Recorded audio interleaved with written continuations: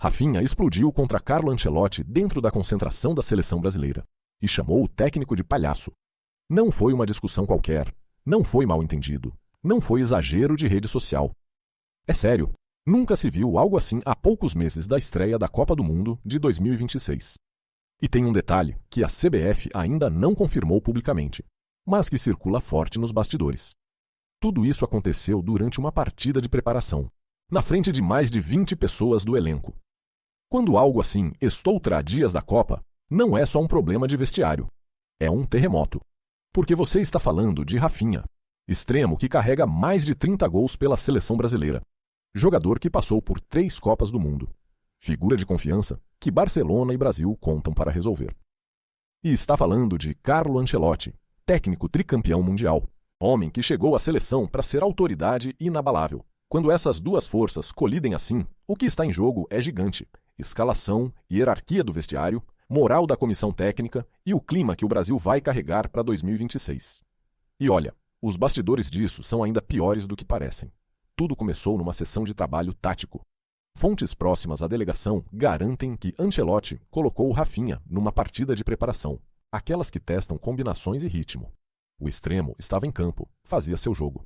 Quando minutos antes do intervalo, o técnico o tira da partida. Mas aqui está o detalhe. Segundo informações que circulam, Ancelotti não chamou o Rafinha antes, para conversar sobre a decisão. Nada. O jogador fica sabendo na hora, na frente de todo mundo, que está sendo substituído. Rafinha sente isso na pele. Você que é torcedor sabe o que significa ser tirado do jogo sem explicação prévia. É desrespeito. É dúvida sobre seu rendimento. E para um jogador com a personalidade forte de Rafinha, com mais de 85 partidas pela seleção, com histórico de cobranças altas em vestiário, isso não passa despercebido. Minutos depois, no intervalo, próximo ao vestiário e à área de aquecimento, Rafinha caminha em direção a Ancelotti. Pessoas que estavam a 2 metros de distância relatam que o extremo se aproxima do técnico de frente, dedo em riste, tom elevado, e foi aí que as palavras começaram a voar. Segundo relatos que circulam nos bastidores, Rafinha teria dito coisas como: "Não sou palhaço, não merecia isso, isso é desrespeito." O vestiário congelou. Jogadores ao fundo fingiam não estar ouvindo, mas todos ouviram. Marquinhos e Gabriel Magalhães, capitães experientes, observavam em silêncio, sem intervir no primeiro instante. Ancelotti respondeu com frieza, postura de quem não se deixa abalar, e retomou a sessão como se nada tivesse acontecido. Mas para entender por que Rafinha chegou a esse ponto, você precisa voltar alguns dias e enxergar a tensão que já vinha fervendo. Desde que Ancelotti chegou à seleção, o técnico iniciou rotações ousadas. Começou a abrir espaço para jogadores mais jovens, como Rodrigo e Endrique, criando uma competição maior entre os atacantes. Rafinha, que era figura praticamente certa em convocações anteriores, começou a ver seu tempo de jogo reduzir nas últimas reuniões de seleção. E internamente, isso virou rumor. Alguns veteranos veem as mudanças do técnico como deslealdade, outros entendem como evolução natural. Mas Rafinha cobrou bola em treinos, questionou o posicionamento, pediu feedback sobre sua situação para a Copa de 2026. Nunca recebeu resposta clara. De um lado, você tem Rafinha e os que o apoiam. Jogadores que veem nele uma peça ofensiva crucial, que entendem que 30 gols pela seleção não se apagam assim do nada. Do outro lado, você tem Ancelotti e sua comissão técnica buscando renovação, testando combinações, querendo dar oportunidade para sangue novo. E no meio tem Neymar observando tudo de longe. Tem Vinícius Júnior em uma posição frágil. Tem Lucas Paquetá que potencialmente se beneficia se Rafinha perder espaço. É um mini tabuleiro de poder. E calma, porque o detalhe mais polêmico eu deixei para o final. Quando o vestiário soube do confronto, as reações foram imediatas e divididas. Vinícius Júnior, que tem ligação forte com Rafinha, não se posicionou publicamente, mas rumores indicam que conversas privadas entre eles aconteceram nos minutos que seguiram. Marquinhos e Gabriel Magalhães, capitães que precisam manter harmonia, teriam pedido cautela. A gente não pode deixar isso virar um racha, segundo o que se comenta. Casemiro, que divide vestiário com esses nomes há mais de uma década, observou tudo com preocupação.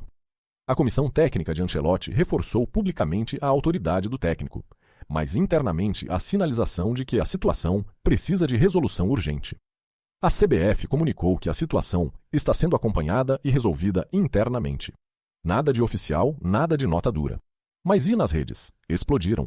Torcedores se dividiram em dois campos. Uns defendem Rafinha, dizem que veteranos precisam ser respeitados e Ancelotti não conhece a história da seleção.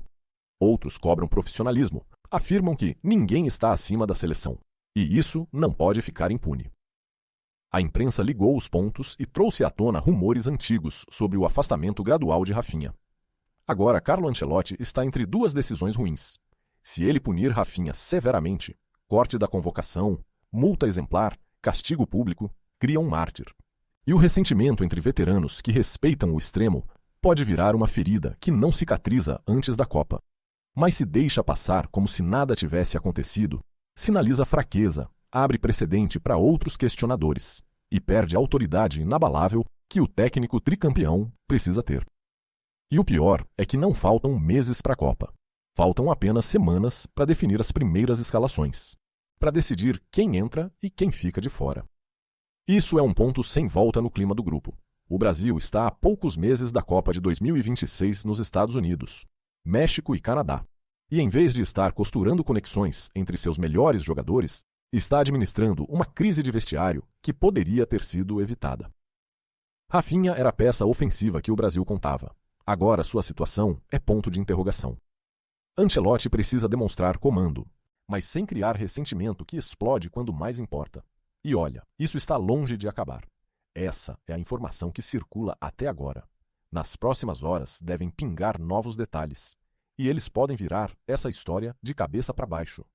Para você, Rafinha tinha razão em cobrar Ancelotti por desrespeito, ou ele cruzou a linha do profissionalismo e cavou a própria cova? Escreve aí embaixo. E se você não quer descobrir a próxima bomba depois de todo mundo, se inscreve e ativa o sininho agora. Porque quando isso estourar de vez, você vai querer ser o primeiro a saber, não o último.